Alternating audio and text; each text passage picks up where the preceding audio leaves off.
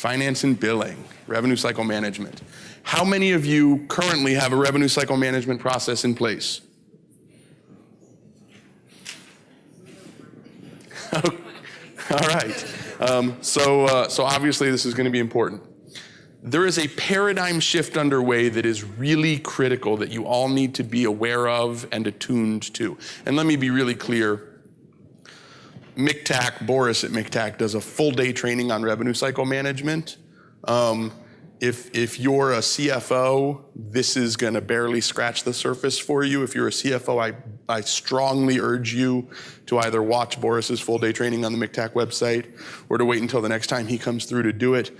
This is not going to be what a CFO needs to know about revenue cycle management. This is really going to be a high level, quick overview of revenue cycle management. So let me just be explicit about that.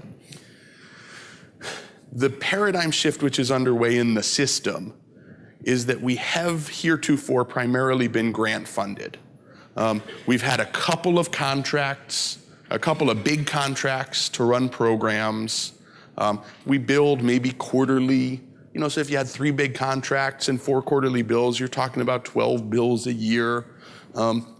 Somebody in their spare time in your organization could do that. The paradigm shift is that now you're going to get lots and lots and lots of little tiny payments for individual services, sometimes 15-minute long services.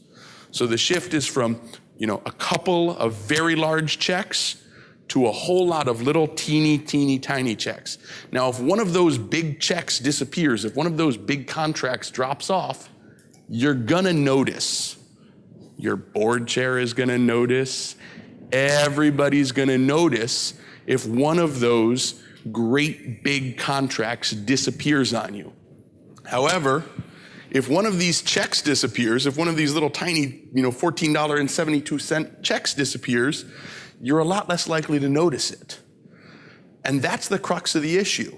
You lose enough $14 checks and you're in trouble because money is the oxygen for your organization. So you have to put into place a process to meticulously track, manage every single one of those. Sometimes what I'm talking about is a $14 check from a managed care company. And that paradigm shift is going to create a huge administrative burden on your organization. Think about the process of processing one of these big contracts, of making sure that you got paid on one of those big contracts. That same process is going to have to get repeated thousands or tens of thousands of times in order to make sure that your organization gets the same amount of money that you used to get from 3 checks. And what that means is that you need to put a revenue cycle management process into place. Revenue cycle management is not that complicated. It's really just about making sure that you get the bills out right and that you get paid right. There's a copy of this image in your handouts. I'm going to go through it. And revenue cycle management, as it says, is a cycle. It's a wheel. And if the wheel turns, the money will keep flowing into your organization. And if the wheel doesn't turn, the money's not going to flow into your organization. The spokes that make the wheel go around are QI and IT. And QI and IT touch every single piece of this process. They're not the QI director's job. They're not the CIO's job. They're everybody's job. If you don't have the quality improvement process in place, if you don't have the technology in place, this wheel is not going to turn. The wheel doesn't turn, the money doesn't flow, the lights go off and everybody goes home. The process starts and ends with the executive team. You cannot outsource responsibility for this process to anybody else in your organization. You, the CEO, have to be on top of this.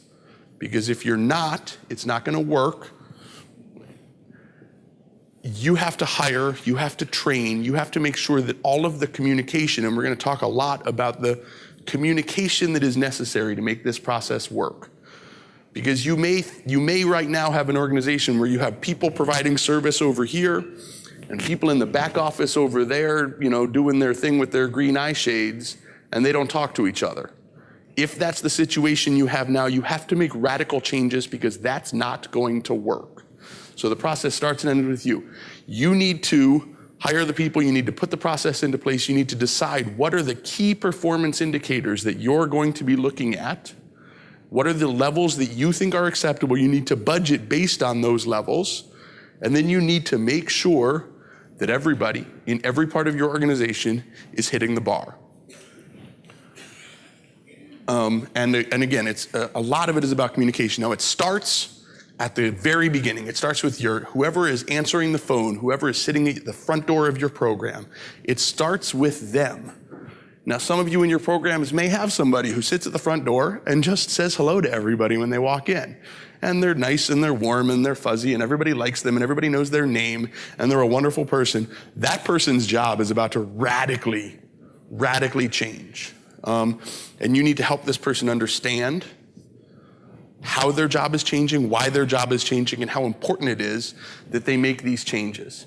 When somebody comes in and asks for a service, there are a whole bunch of things you need to make sure are right before you provide the service. Now let me pause here for a minute and say something. Everything I'm saying here presumes you want to get paid for providing the service. Now, we are all in a mission-driven universe. We all, in our programs, historically, have done lots of things for which we have not been paid because it is the right thing to do and because we want to take care of people even if we're not going to get paid for taking care of them. We see a person in need and we want to take care of them, and so we do even if we know we're not getting paid for it. I am not, very much not, asking you to change that. It is up to you to make a decision about providing a service to somebody for which you're not going to get paid. That's it's a bad business decision, but it's a mission consistent decision.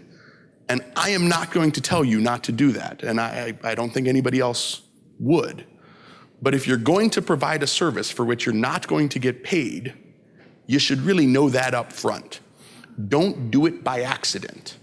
Do it because you made a decision to provide the service to this person even though you're not going to get paid. So everything we're talking about here is because you want to get paid. Now you as an executive team, you as an organization may decide that you only need to get paid for 75% of the people and 25% of the people you're going to keep providing services to even though you're not going to get paid for them. Please, it's God's work. Don't stop. But don't do it by accident. If I wanted to buy a franchise, they would have a book, it would tell me what the startup costs to be, what the staffing, rent, investment, so on and so forth. So for an agency, what dollar amount? Speaking to the mic, please. What dollar amount do you see them needing really to invest to transition to this new environment?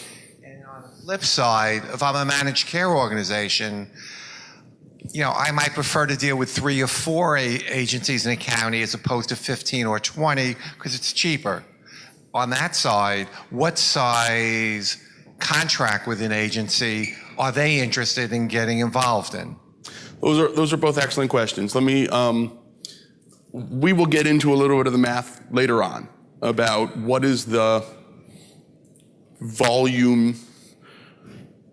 How many of these little tiny checks do you need to make it worthwhile? And we'll get into some of that math a little bit later. And I can't tell you the number because that's going to be different depending on every single organization and what is your cost structure and what is your rent and what is your administrative overhead rate, what is your fringe rate. And there's all sorts of stuff that goes into that I can't give you an answer that will apply to everybody in the room. As far as the question about managed care companies, the key thing to remember, and Megan mentioned this earlier today, one of the key metrics that our friends in state government are tracking with respect to managed care companies is the capacity of their network. So while they might prefer to only do business with 3 large organizations, they don't really have that option. They need to demonstrate that they have a robust network that can serve all of the people that are enrolled in their managed care company. And let's be clear, managed care is a very competitive industry.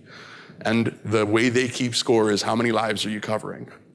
And so they want to cover as many lives as possible. They can only cover more lives if they have more capacity in their network.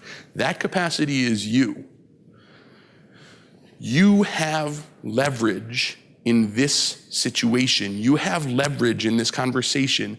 You don't just have to roll over and do whatever a managed care company tells you to do, because they need you too. Don't forget that. So hold on to that question about how much money you need. We haven't yet gotten to the point of franchises, although it's kind of an interesting idea. So when you're going to provide a service, if you're going to get paid for it, you're going to need to make sure that a whole host of things are in place. And the place where that's going to happen is in your sort of reception intake staff. Whoever is at the front door is going to have to begin to provide more of a screen. And there are a couple of things that they need to make sure are in place before a service is provided. So they need to make sure that you are the right type of service provider. If somebody comes and they need supported employment, and you're not authorized to provide supported employment, you can help them get a job, but you're not going to get paid for it. You need to make sure it's the right type of location.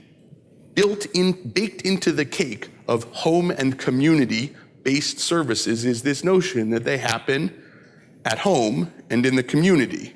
And there are requirements, and if you haven't read carefully the Home and Community-Based Services Provider Manual, it's on the OMH website, I urge you, download it and read it carefully, because each of these different services has different requirements about how long the visit has to be, where the visit has to take place, what is the credential of the person providing the service.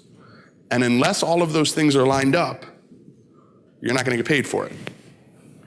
So if the minimum length of service is an hour and you've only got time to see the person for 45 minutes, you can do it, but don't expect to get paid for it.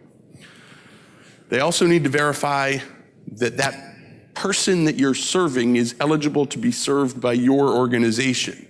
Do you have a contract in place with their MCO? If they are a Fidelis, if they are covered by Fidelis, and you don't have a contract in place with Fidelis, Fidelis is not going to pay you. Nobody else is going to pay you for a service to a person who's covered by Fidelis. So if they show up, you need to find out, you don't just need to find out, do they have Medicaid? You used to just need to find out, do they have Medicaid and is it active? Now you need to find out what kind of Medicaid do they have? And do I have a contract with that managed care company? Is the service that you're providing on that person's plan of care? As Meg said, the plan of care is king. So they're going to start by, you need to start by looking at the person's plan of care and making determining that the plan of care indicates that this person, and I'm going to keep talking about supported employment just because, that this person has been approved for supported employment. Because if they haven't been and you provide them a supported employment service, you're not going to get paid for it. Is your agency approved for that service? You all went through the process or are going through the process of being designated as HCBS providers. There are, a whole host of categories. You may choose to get approved for all of them. You may choose to get approved for some subset of them. You may try to get approved for all of them and have the government tell you that you're only approved for some subset of them. If you're not approved, if you're not designated as a supported employment provider, you can't get paid for providing supported employment. And then, does the consumer have remaining eligibility? This is an important and complicated and sort of messy piece of the process. But if Josh Rubin is designated to receive 40 hours of supported employment, you can provide me hour 41. That may be the hour that gets me the job, but you're not going to get paid for providing hour 41. So again, I'm not urging you to cut me off after 40 hours if the 41st hour is the one that's going to get me the job. I'm just urging you to be aware that hour 41 is not an hour you're going to get paid for.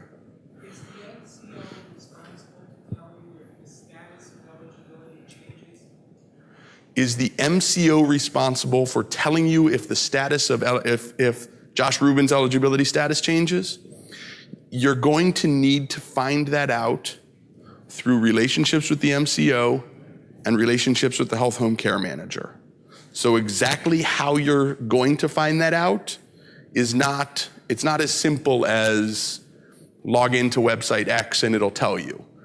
You're gonna have to work with those relationships with the MCO and with the health home care manager, and often I would say with the MCO through the health home care manager. That health home care manager is going to be the key point of contact for you in determining if either the status changes or if somebody has used up their allotment of a particular type of service.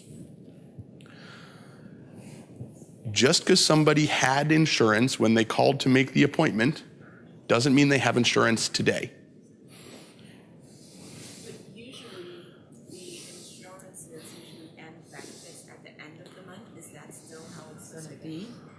Usually the insurance companies end benefits like usually at the end of the month. What do you mean end benefits? So for whatever reason, a patient no longer has Fidelis. Usually it would be as of December 31st as opposed to December 15th. At least that has been my experience. I used to work in a hospital where revenue cycle and all that stuff we used to do. And generally it would end at the end of the month. That may be the case, but I wouldn't bet on it. Somebody may lose their insurance because they become incarcerated. There are all sorts of reasons that somebody might lose their insurance. Not on the end of the month. I think most of the time it's going to be the end of the month, but I wouldn't presume upon that. So would it be a smart thing if you have someone who verifies benefits to, is this going to be something I guess we have to do weekly, like run e-paces or something? It would be a very smart thing if when I walk in the door, you confirm that I have insurance. Right. So that's our plan, to do that as you walk in the door before we even do an assessment or anything. Check to see, verify your benefits. But thereafter, I'm wondering, I guess best case scenario is to run e-paces. The frequency of checking. That's a business decision you're going to have to make. You're going to have to weigh the cost benefit of, does it make sense to do it daily or weekly or monthly?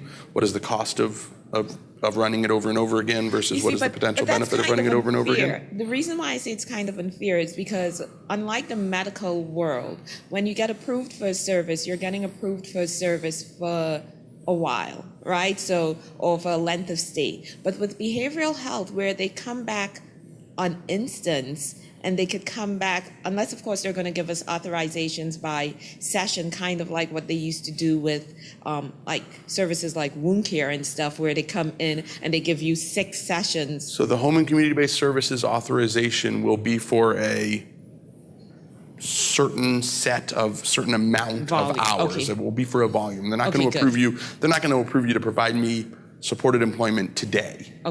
They're going to approve you to provide me 40 hours of supported employment. Because unless you're really good, you're not going to get me a job today. Good. Thank you. So is the client's insurance currently active today? Oh, I'm sorry. I just wanted to mention that I had found out recently through my agency is I can actually get into e-paces, which is an electronic thing through eMedNey. I can actually see any day I want to go in and type in a client's Medicaid number if they're eligible. Yes. It also tells me their managed care plan. Yes. So it will let me know if they're suddenly not eligible for their managed care plan, because the system knows usually within a few days. Yes. So, and that's what I was saying. You may decide as a business that it only makes sense to check once a week or once a month. You may decide as a business that every time I walk in the door, you check online and make sure that I'm still covered and I'm still covered by Fidelis. That's a decision you as a business have to make. Is it worth it to check every time? There is a cost to that. There's a human resource that has to do that every time, versus how much revenue are you going to lose if you only do it once a week or once a month? Prior authorization, this is important, is not required. If it's in their plan of care, that is effectively prior authorization. If you have exceeded the hours that were approved in their plan of care, then you need to go and get authorized for additional hours. Is the provider who is providing the service qualified? The Home and Community-Based Services Manual details what are the credentials different providers need to have in order to provide different services. So if it's a service that can only be provided by a licensed social worker, You can have somebody who's not a licensed social worker provide that service. You just can't get paid for that. Yes. So now with HARP individuals, you're going to a lot of times have individuals that are going to require ongoing services. So are the amount of time going to allotted by the managed care organizations going to be substantial so that you don't have to continually be requesting new approvals for ongoing services, like let's say non-medical transportation, for example, just as a random example? So the plan of care will be developed by the health home care manager and approved by the managed care company. The health home care manager will want to put into place a service package that is substantive and meaningful and will last the necessary length of time. If you find, and again, this is one of those places where if you find that folks from Joe's health home are doing it, but folks from Susan's health home are not, then you need to call Susan and have a conversation with her about the quality of service that's being provided by her health home care managers. I just want to add something to that, which is that in this initial 2-year transition period, there's no incentive for managed care to not pay as long as it's under the state established caps for those individual services. So in that manual, there's going to be a maximum annual amount. Generally, it runs around 250 hours for some services, 500 hours. If you play that out over a year, that's a lot of service. There's going to be not so many people who need to hit that maximum cap.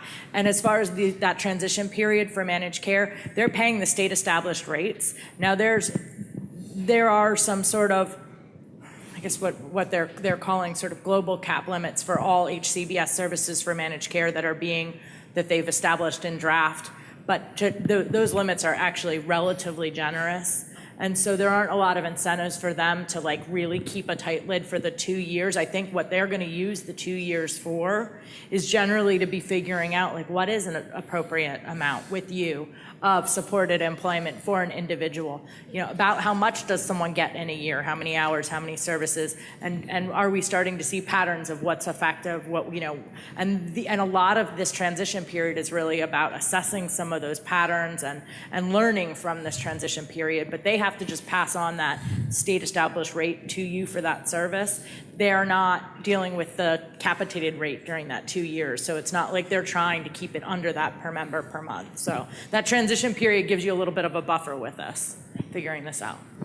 Thanks, Meg. That's a super good point. Is the location allowable? Is the length of service sufficient? And this is a point where they need to check, do I have room in the schedule? If the person needs a 45-minute visit and I only have a half an hour in the schedule, I need to push them to tomorrow. That's just the reality. Or I need to provide them a half an hour today knowing I'm not going to get paid for it. They're then going to, once they have confirmed all of that, and not until they have confirmed all of that, should they allow the person to be seen by one of your service providers. Now, when your service provider provides the service, and this is really important, the demands for documentation on your service providers is changing in fairly radical ways. I think about like a clubhouse, right? The demand for treatment notes in something like a clubhouse, there has been a documentation requirement, but it hasn't been based on 15-minute increments, and that's changing. When your service provider provides a service to somebody, they need to document it contemporaneously. Not next week, not next month, now. And what exactly does contemporaneous mean? There's like a little bit of fudge there, there's a little bit of wiggle there, but it means now. It means during the time period that the service was provided, not I sit down on the 30th of the month and go back and document what I did this month. That documentation, and these are the minimum requirements for that documentation. That documentation for each visit needs to include the consumer's name, the type of service you provided, the date on which it was provided, the location at which it was provided, how long it was, and not just I saw them for an hour. I started at 1:30, I finished at 2:30. Not just I saw them for an hour. What is the relationship of the service that you provided to that person's plan of care? What was the outcome of the service you provided? What kind of progress did this person make toward their plan of care? Now, if it was an hour that was spent and you didn't accomplish a lot, that's okay. You just need to record it. You can't just forget to record progress.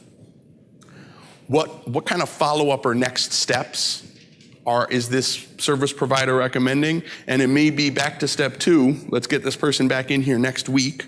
That's a very reasonable next step. And then your service provider needs to sign it with his or her name, qualification, comma, LCSW, signature and date. And they need to get it right the first time. It needs to be complete, comprehensive, and accurate contemporaneously.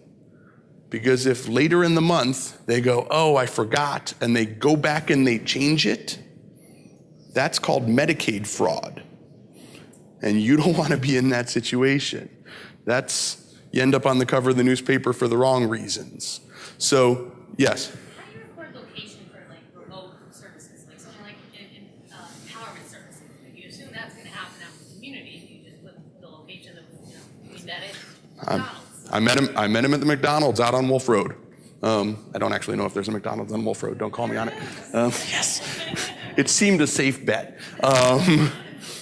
Probably there are 4 McDonald's on Wolf Road, so the McDonald's on Wolf Road is not good enough. But yes, if they met with them in their home, if they met with them at their place of work or at their school, write down an address. Write down, I met them at 1425 Wolf Road, which is the McDonald's where they work.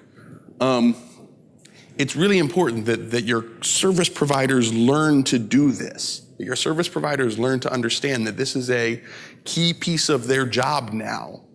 That in addition to the high quality services that they have been providing, they also need to do this documentation.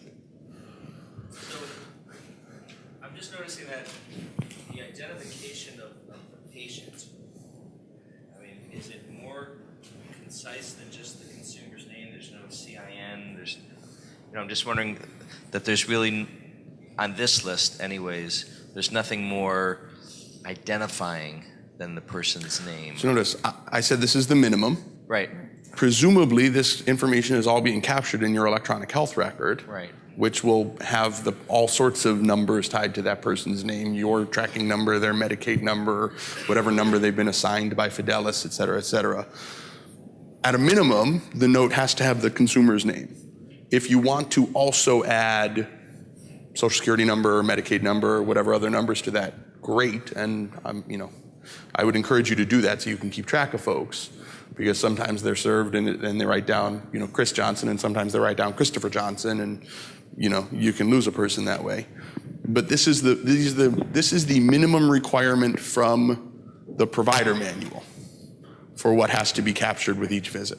And Josh, and this is for documentation as far as the note requirement to meet the standard. This is not necessarily what needs to be on the claim or the bill. No. Make that distinction. Yes. I'm sorry. You absolutely do need the individual's Medicaid enrollment number always for everything, or else you're not going to get paid. This is just this list specifically is documentation. Sorry. Yes, thank you, Megan. This is not the bill. This is the service note. Once they have provided the service and have documented all of this, this documentation is going to go to somebody in your finance department. Finance is green, they're the money people. This documentation is going to go to somebody in your finance department who will code a bill. They will translate the service that you provided into a billable code, and those codes are available so your folks can begin to practice. They will use the 837I claim form, which again you can get from the OMH website or the OSS website. For now, they should also include the Medicaid fee-for-service rate code. Right now, we're going to run these in parallel so that folks can track and make sure that this is getting done right. It's a transitional, and I think, frankly, a very smart transitional decision that folks at the state made to have you record both of them side by side until such time as everybody is clear and clean and knows that they're coding it correctly before the old fee-for-service stuff can drop off.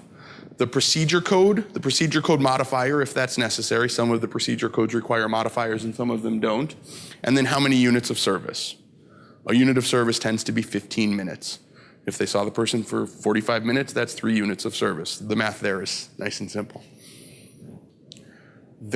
After it's coded, it needs to be charge captured. The charge needs to be captured, I should say. 3 units of this service, for which the reimbursement is $12.62 a service, yields $37 and change. Sorry. So that code needs to be translated into code needs to be translated into a charge. You need to attach a dollar value to that. If everybody in your organization is collaborating really well, this can all get done day of. It is possible to get the bill out the door the day the service was provided. Now that's something to aim for. That's not where you're going to start. Something to aim for. Because the faster you get the bill out the door, the faster you're going to get the check. And because you're not dealing with 12 gigantic checks, you're dealing with hundreds and thousands of little tiny checks. The faster you get those checks in the door, the less time your CFO is going to spend lying in bed at night worrying about cash flow. And you want your CFO well rested. Then the claim is generated and submitted to the managed care company. So once you've coded it, captured the charge, figured out that Fidelis owes me $36 and change for that visit, I'm going to bundle a bunch of my charges to Fidelis and send Fidelis a bill. This is a great spot before you send that bill out the door to stop and triple check and make sure that you got it right. Because if it's correct going out the door, the managed care companies are under requirements from the state for how quickly they've got to get you your check. They have a lot more time to get back to you and say, sorry, there was a mistake, try again. So if you get it right when you get it out the door the first time, you're going to get paid a lot more quickly. Once you send the bill, don't just sit back and wait for the money to flow in. You need to be proactive. You need to be tracking. What are my 30-day receivables, my 60-day receivables, my 90-day receivables? You need to know, is Fidelis paying you faster than CDPHP? You need to know, if I send a bill to CDPHP, I can expect to get that check in 21 days. If I send it to Fidelis, it's going to take 28 days. Or I should expect it to take 28 days. Because that's going to impact your cash flow. That's going to impact whether or not people's paychecks are going to bounce. And you really don't want people's paychecks to bounce. It bends them out of shape. And be proactive. If you see that CDPHP is paying you in 14 days and it's taking Fidelis 35 days, call Fidelis and say, hey guys, what's up? And that's why it's important that you've built those relationships. And that's why it's important that somebody in your organization isn't just calling Fidelis, they're calling Frank at Fidelis, because Frank at Fidelis is going to be able to get you a better answer than Fidelis is going to be able to get you. You're going to get denials. They're inevitable. Nobody does everything right all the time. If you have a person in your finance department who does everything right every single time, give that person a promotion and a big fat raise. You're going to get denials. Now, denials are frustrating, and denials are annoying, and denials are, I'm not going to get my money for a little while. Denials are also an opportunity, because the denials will point you to places where the system, up until now, has broken down. And this is the QI process you need to be engaging in. When you get those denials, you need to understand, why has it been denied, and where was the mistake that led to the denial? It may be your front desk staff need to be retrained. It may be that your service providers need to be retrained. It may be that somebody in your finance department needs to be retrained. But use those denials as an opportunity to identify where is the breakdown in the process, so that you can improve the process, so that you can reduce the number of denials, and that you can keep that number dropping steadily and consistently. You may need, when you get a denial, to go as far back as step 7. You may need to go as far back as the coding step before you can resubmit the bill. Do not, under any circumstances, ever go back to step 6. If you got the denial and then the service provider changes the service note, that's Medicaid fraud. We don't do that. So you may need to go back and recode, and that's totally kosher. Now, it may be that you find the mistake happened at the service provider level. That's an opportunity for you to have a conversation with that service provider about higher quality service notes. It is not an opportunity for the service provider to change the service note. You're gonna have to eat that bill. You're gonna have to eat that cost. If you need to recode it, you don't have to eat that cost. You can recode it and get it back through the process and resubmit it. Regardless where the mistake was, you need to make sure that you figure out where the mistake was, because if you don't, you're just gonna keep repeating it, you're just gonna keep getting denials, you're just gonna keep losing money. In everyone's packet, there is a handout explicitly that says Medicaid managed care appeals and grievances.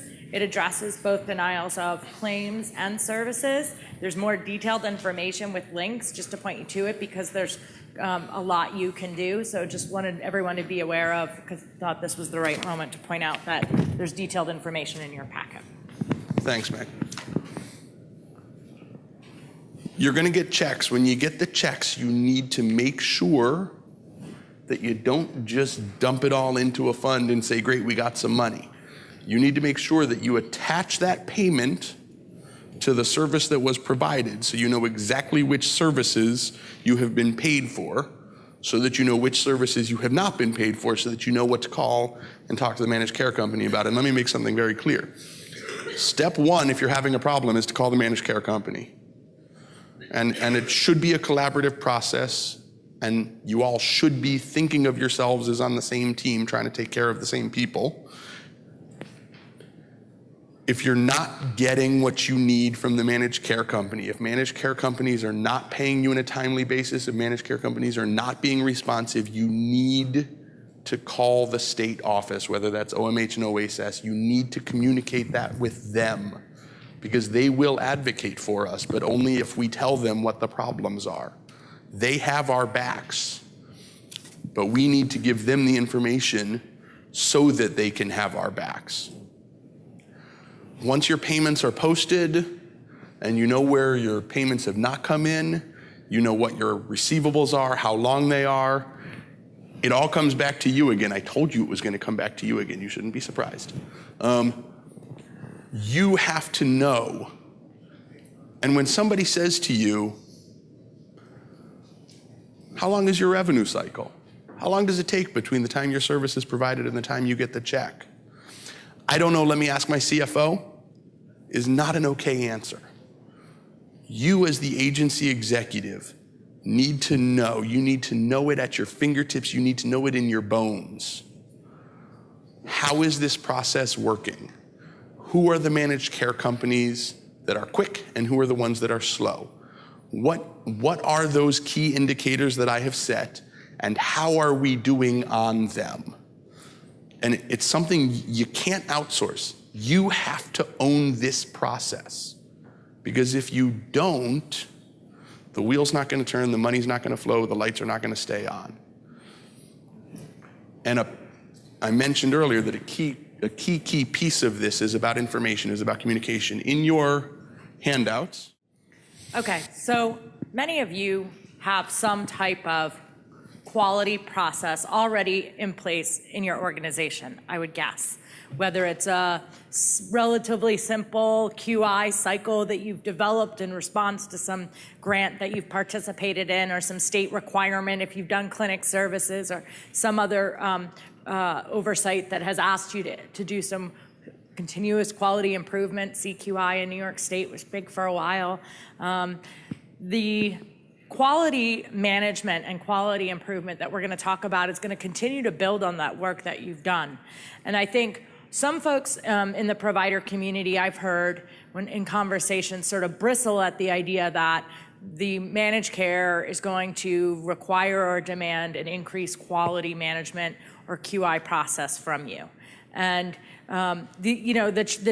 the tension that we face in our community frequently is that we know we're helping people. We know that we're facilitating their recovery. We know the work that you're doing is helping them live better, more stable lives in the community. But we haven't always been able to clearly articulate and quantify that in a very measurable way that translates to the rest of the world, sometimes our funders, our healthcare partners, others. And if we cannot articulate and quantify and describe and measure those outcomes, then they are not real to the payers and purchasers, and it's hard for them to rationalize continuing to invest in the services. And that's a reality that we're all facing.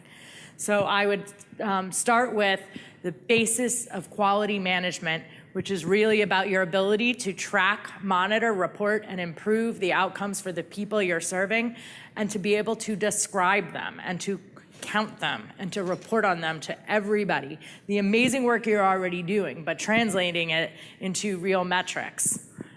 Also, demonstrating the effectiveness of what you're doing. If we can't demonstrate in this world, in a world of increased accountability and the emphasis on the stewardship of taxpayer dollars, that we're using them to the absolute best we can, we have pressure to justify, to demonstrate that they're effective in their purchasing services, that the activities that you're doing are really actually having a difference in helping people get better, period. You may know it, but you have to be able to prove it. Working hand in hand with your organizational risk management strategy. So part of what when we talk about quality management, and we talk about risk management and we talk about quality improvement, and there's sort of a spectrum of oversight, control, and accountability that you must have within your organization. Risk management is sort of that bare bones, basic paradigm of let's do no harm to anyone. Let's make sure nothing that anybody is doing that works for me is having a negative impact over time on the individuals, that there aren't harmful effects of the services or treatments we're providing, that everybody's getting their care in a safe and effective way, and that we're reducing errors and mistakes if we're involved in prescribing of medications and other types of medical interventions, and that the safety and well-being of the people is absolutely taken care of, protected. There are policies and procedures in place that do that. And then there is overlap as we move into that. Risk management is absolutely a necessary but not sufficient component of quality management and quality improvement work that we may do. So you have to have at the bare minimum that risk management and patient safety and workflow that you have as your very, very baseline, bare bones quality program. But you ultimately also now in this day and age need to demonstrate that you're constantly looking at what you're doing, the services you're providing, the policies and procedures you have in place, and helping them improve all the time. Not stopping and saying, okay, what we're doing is working more or less, so that's okay. So that's fine. We're good. We can. There is no oversight, managed care or otherwise, or funder who will accept that as a default answer. If you're not participating and generating a quality process within your organization, then you're not going to meet the standard basic managed care contract requirements. And that's just the sort of current state of affairs.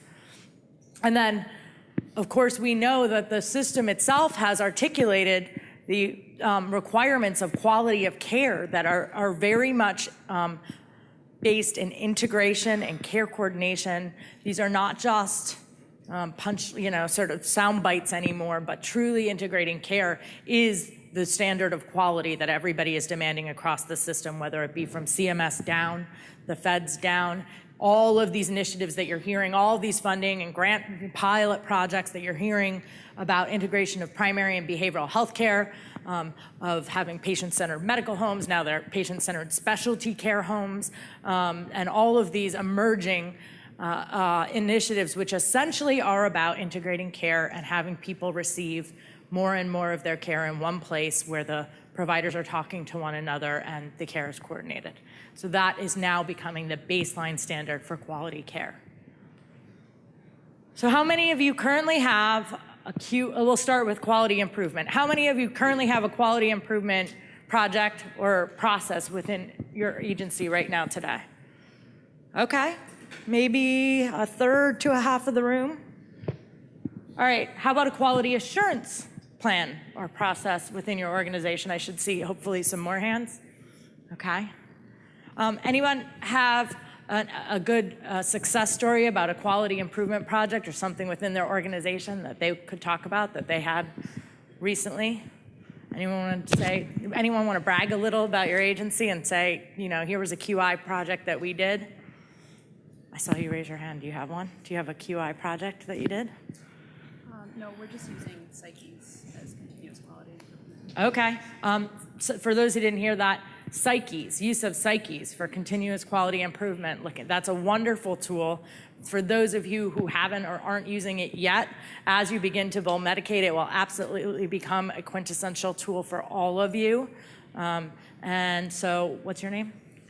Allison. So if anybody doesn't know a lot about psyches, we're not going to get in a lot of depth here today, but you can talk to Allison at lunch, or you can come up and ask us and we can connect you to the right resources. Anybody else?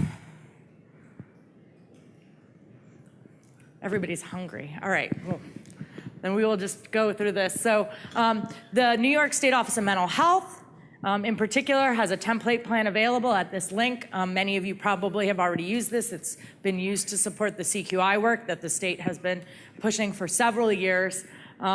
It's important for any CQI work that you have quality management committee, that this is institutionalized within your organization, that you're reporting to your board of directors and engaging them on it, that you have goals and measures that are clearly articulated, that everybody from your CEO and your board chair all the way down to everybody in your organization, whether it's your intake staff or direct care workers or anyone, everyone should have those key metrics that your agency is pursuing at the tip of their tongue and be able to just rattle them off like that.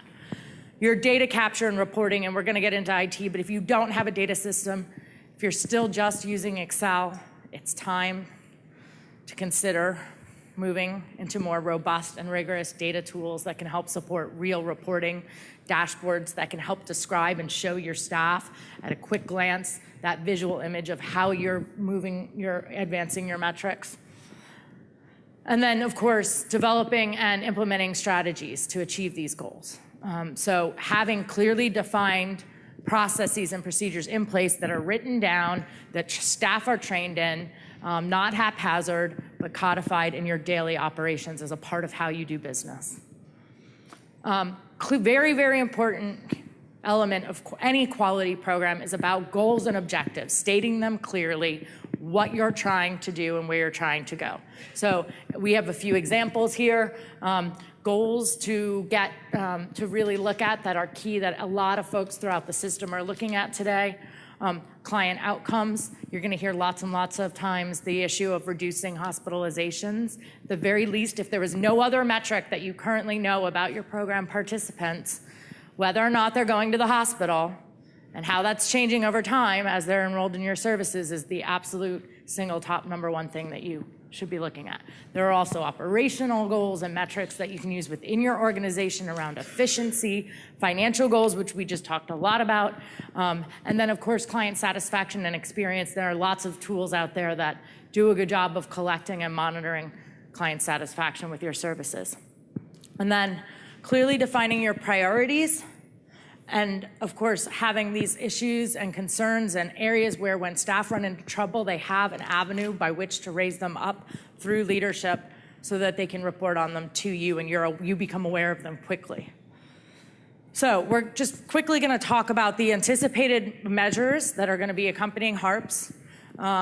These are, some of them have been talked about and been discussed in committees that you may be involved in, whether it's the Behavioral Health Committee of the MRT work group. There's a whole bunch of subgroups and work groups out there that have provided input on various measures.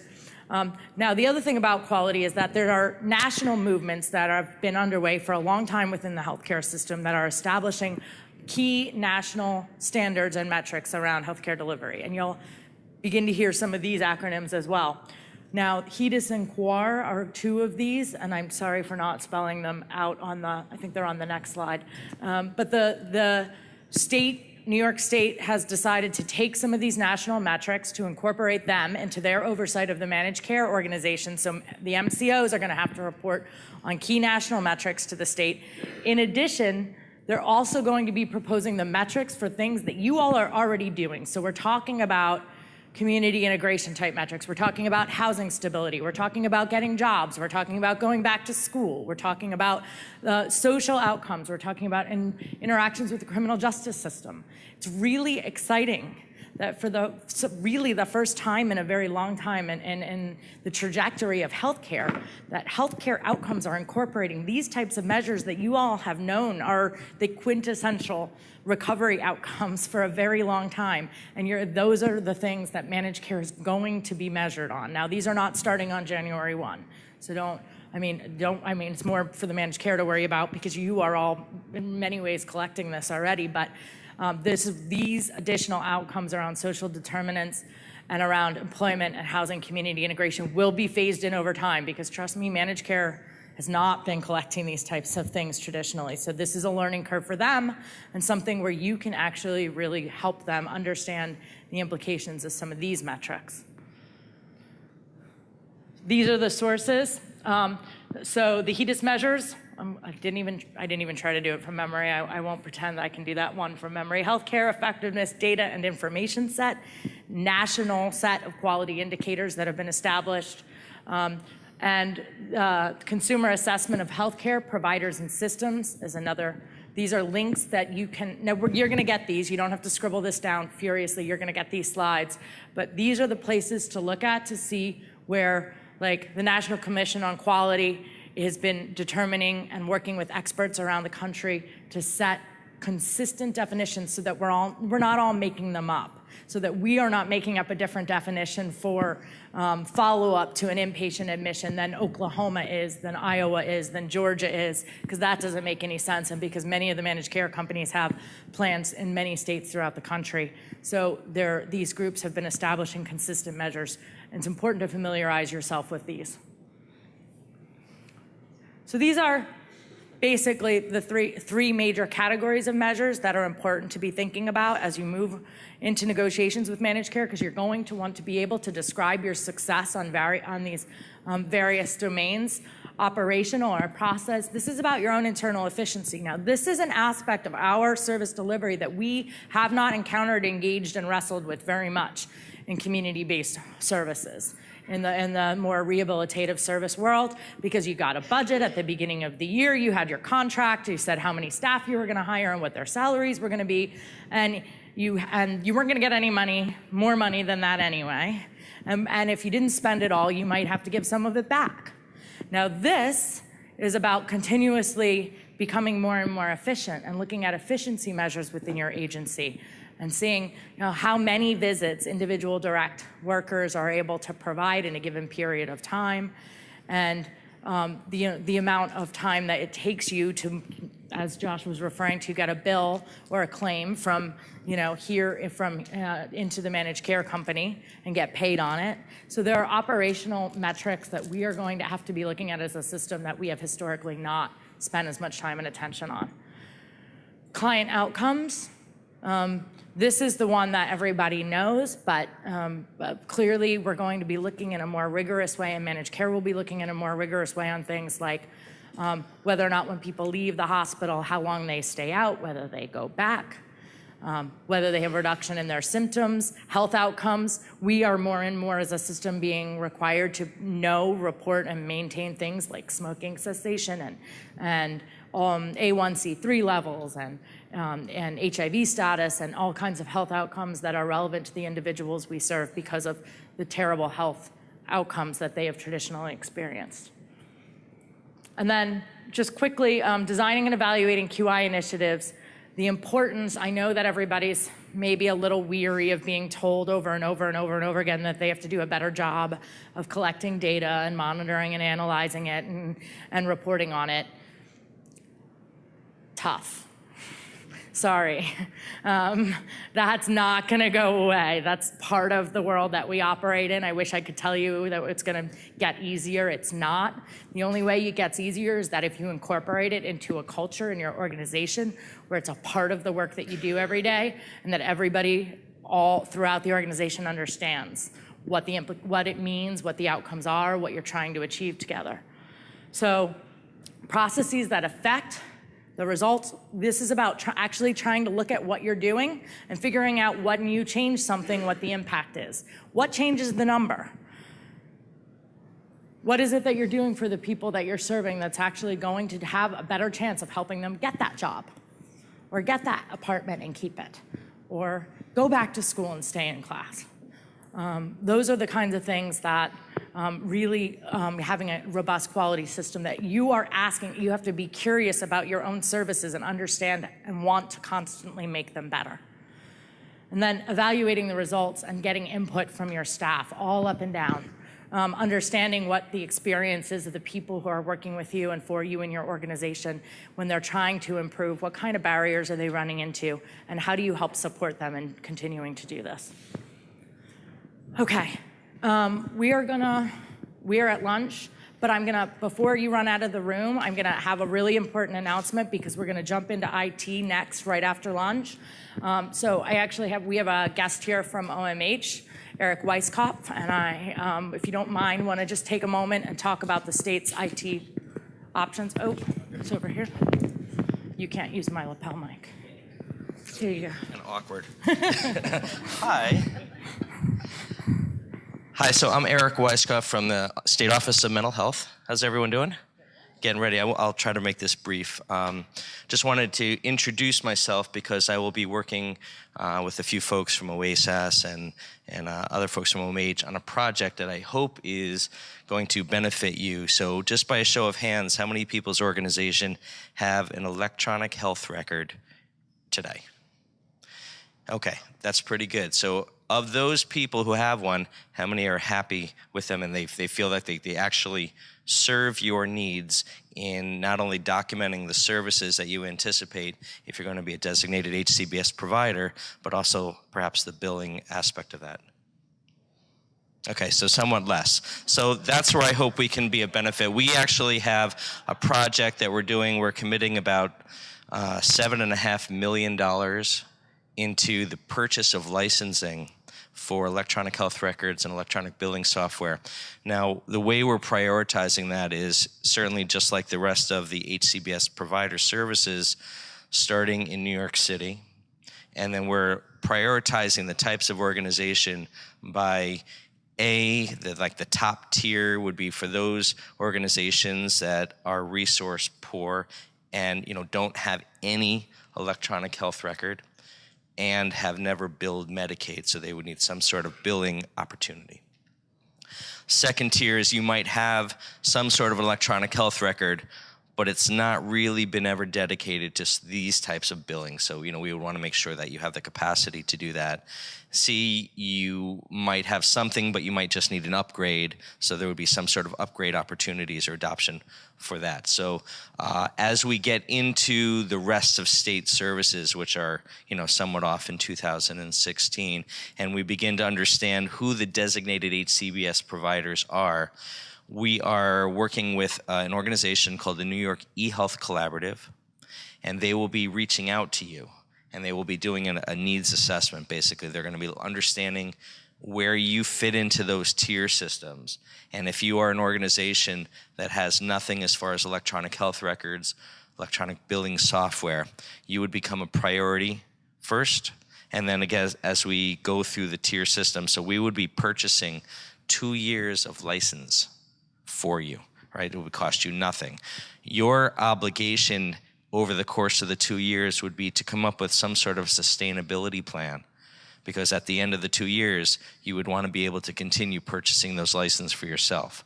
So it does give you 2 years to figure out, as we talked about today, what is your revenue?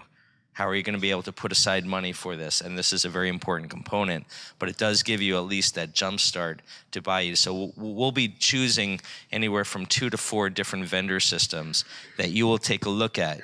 They'll provide a demonstration, and you'll be able to say, yeah, I think that software system probably most closely aligns with our needs. I would like to choose that. And you have the option to choose any one of those 2, 3, or 4 vendor systems that we have picked. Now, those vendor systems will be certified for meaningful use, but that does not mean that your agency will have to attest to meaningful use. But it does give you an opportunity to go that direction if that's what you choose. Okay? If there's any questions, yep. Real quickly, do you have an idea who those vendors are yet? No, we have not done the scoping yet.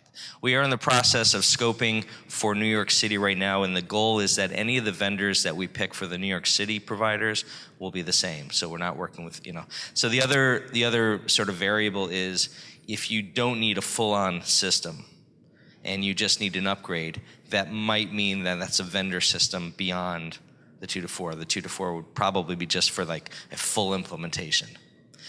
Theoretically, we would be thinking that this would be in the cloud, so it would not cause you to have to buy systems. But again, that'll be part of the scoping system. I do want to give you my email. So if you have any questions around IT, you can either send them to me, and if I don't know the answer, we'll work on the right people to get that to you. So my name is Eric. That's ERIC .Weiskopf. That's WEIS as in Sam. KOP as in Peter, F as in Frank, @omh.ny.gov, GOV.